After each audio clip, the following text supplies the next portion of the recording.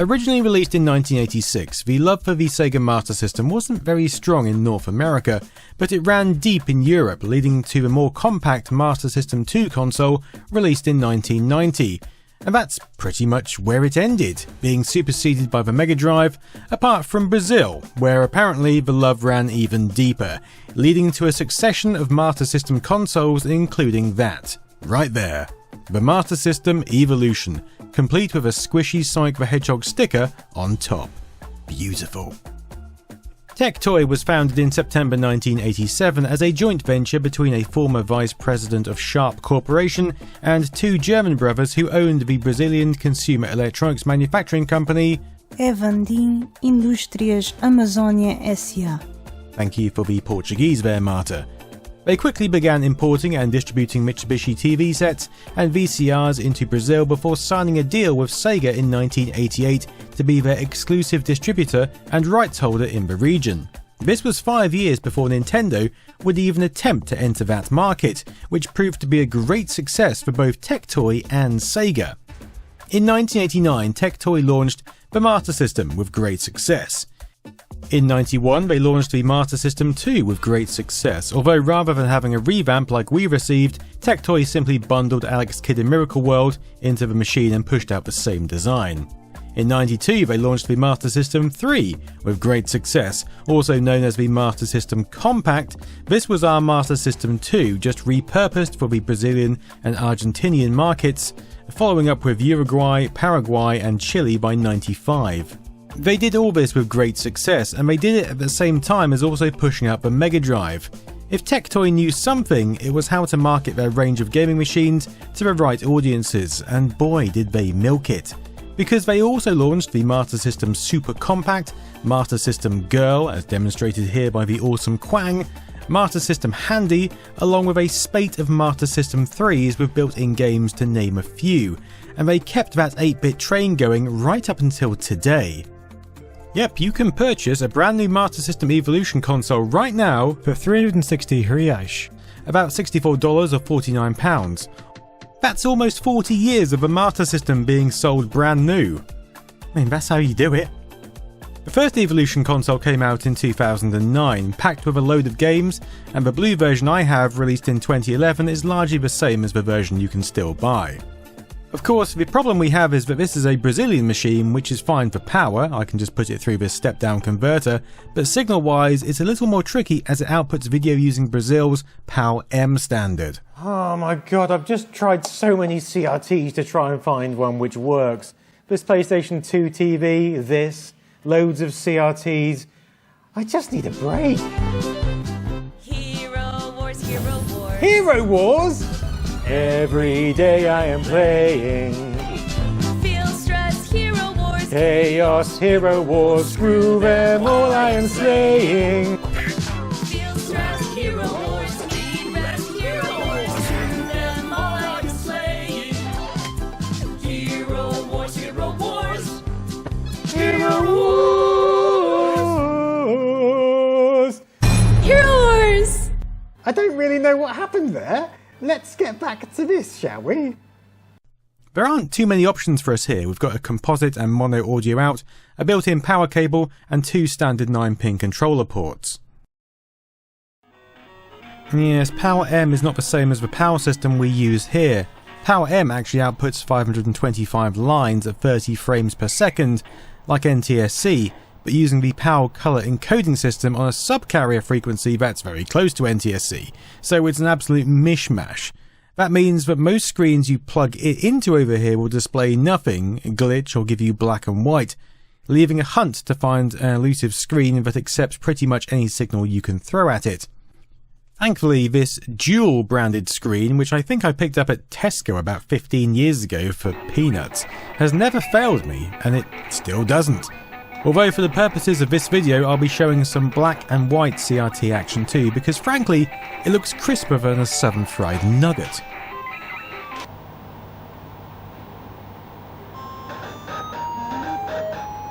Upon boot we get our little Sega logo before a menu is bestowed upon us. It's nothing exciting, you know, it stirs feelings of absolute indifference, but it gets the job done, giving us access to the promised what was it, 132 games? That's certainly what the box says, offering tiny thumb-sized screenshots featuring 104 of them on the back, along with our favourite protagonists, wrong-era Sonic, aggressive Alex Kidd, and an axe battler that looks like he's fighting his way to the last Greg sausage roll more than anything else.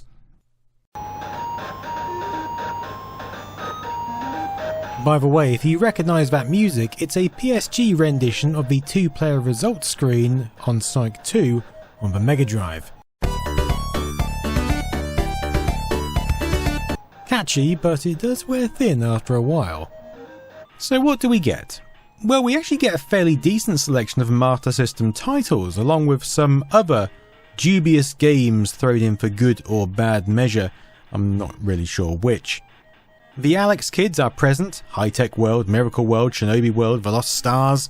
We've got Bonanza Brothers, Chase HQ, Golden Axe, Sonic, Bubble Bobble, The New Zealand Story, Penguin Land, World Soccer. We've even got some Sega Mark III games such as Satellite 7, and we've got some Tectoy exclusives such as 20M1, one of a few multiple game-in-one offerings which actually make up the full 132 game count. Without those, the actual number of games we have is 104. Basically, all the screenshots on the box, those sneaky little tricksters. I mean, some of these games are quite bad. What even is going on here?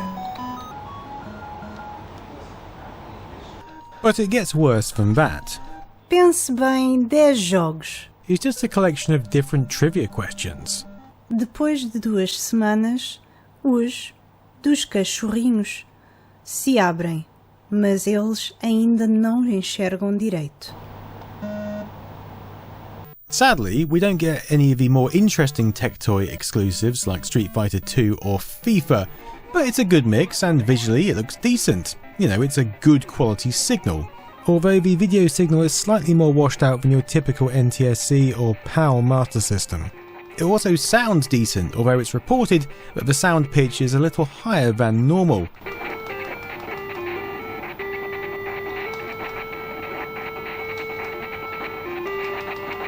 Still, it runs at the correct 60Hz output compared to the 50Hz versions we often got in the UK.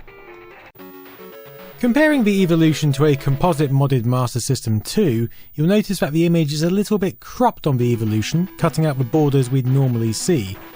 The Evolution also runs a tiny bit fast, which corroborates the slightly higher sound pitch some people report. Colour-wise, you can see it's a little washed out, but overall it's not terrible, and the image is not too bad. Chase HQ included on the Evolution is actually the Game Gear version. You can tell by the HUD differences, the map inclusion and some other minor changes. And that's true for a few games on this console. Game Gear versions are used as substitutes for the Master System versions. To navigate all this joy, we weirdly get 2 matching 6-button controllers. Clearly Tectoy are just using their Mega Drive molds at this point.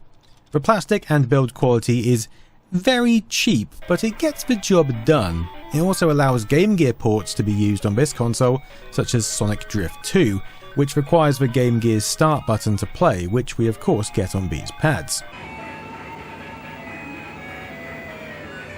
For other games, the start button acts as a pause.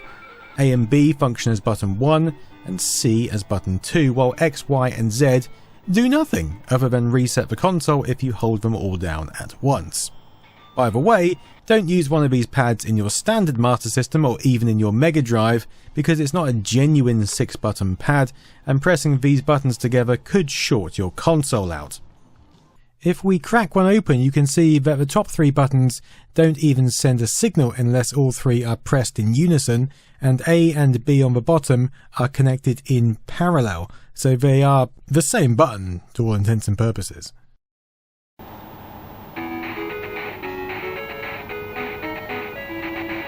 But just with the Master System games alone, you can have some nostalgic fun here, which to be fair to Tectoy is exactly what they're posing this machine as now. Their website pushes nostalgia harder than I do. But we also have a load of other weird titles here, which definitely weren't released for the Master System, not even by Tectoy. So what are they? But bear with me 2 seconds while we just discuss Hero Wars again. So, Hero Wars is the game designed to help you take a break. You can raid bosses with friends or guildmates, strategize on the go, and engage in PvP battles for the top leaderboard spot and loot. You can even assemble heroes into teams and find the best synergies. Play in your browser or enjoy on any device. Simply scan this QR code or download the game from the link in the description below and take a break. Yeah. That's Hero Wars. Let's take one of the interesting ones. Dr. Limpeza. It's a fairly fun little game where we have to clean the corridors by moving over the blobs until they're gone, whilst avoiding these nasty little enemies. But games like this are still stumping the community to this day. No one seems to know exactly where some of these came from, but it seems like Tectoy made some of these whilst others were just snatched from the community and bunged onto the console. We also have a wide range of normal Master System ROMs. Some are Japanese versions, some American, some seem to have been translated into Portuguese by again what appears to be the local community, specifically translator groups operating from within Brazil. DMN Sonic from the SMS Power forums notes that Renegade has a year mismatching to the original, and the first stage has the letters CBT strewn across a wall, standing for Companhia Brasileira de Tradução. Thank you again, Marta. An extinct group that translated games into Portuguese just for the fun of it. This also seems to be the case for Enduro Racer and Hang On, which have revised 1998 year stamps on the title screen. But to really understand what's going on and perhaps take a look at the game data, we need to open it up and see what's what. The console isn't a chore to open up. Just a few screws hold it together along with a little cap designed to invalidate the warranty if tampered with, so consider the warranty well and truly invalidated. As you can see, there's not a lot going on here. We've got a power board over there, composite connector board there, and then the main bulk of the hardware down the front soldered onto the controller pins. Here is the Noza 1OB1. Couple of references there.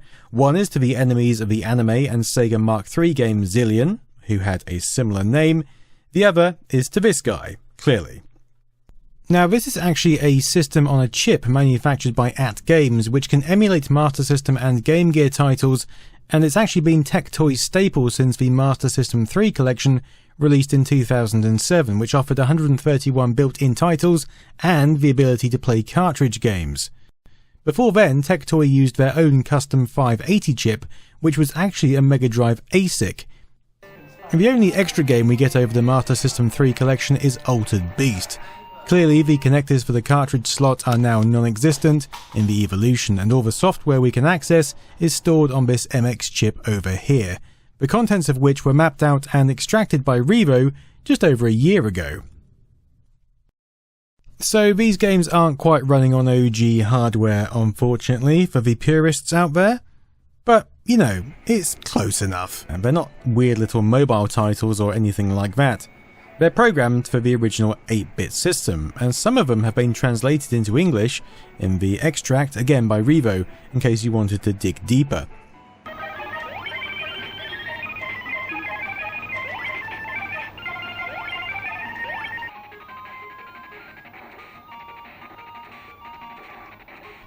So there we have it, the Master System Evolution, a console which refuses to die. A console which, well, it outlived the Mega Drive really, didn't it? I mean, Tectoy have sold various Mega Drive systems over the years in various guises, one only a few years back, but they never really sold as well as the Master System variants, and that's probably because almost half of all Master Systems ever sold were in Brazil, meaning that the South American population has a lot of nostalgia for their beloved 8-bit console. Until next time, I've been Nostalgia Nerd. Toodaloo.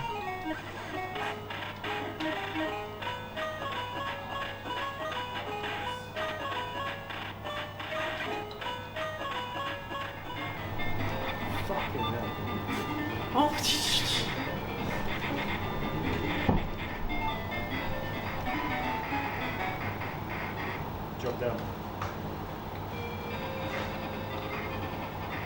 Whoa, look at this bastard. Alright, Oh, what the fuck am I supposed to do with this here guy? He's insane. Fuck my life. Ah! Bullshit, you get one life and that's it. Dead.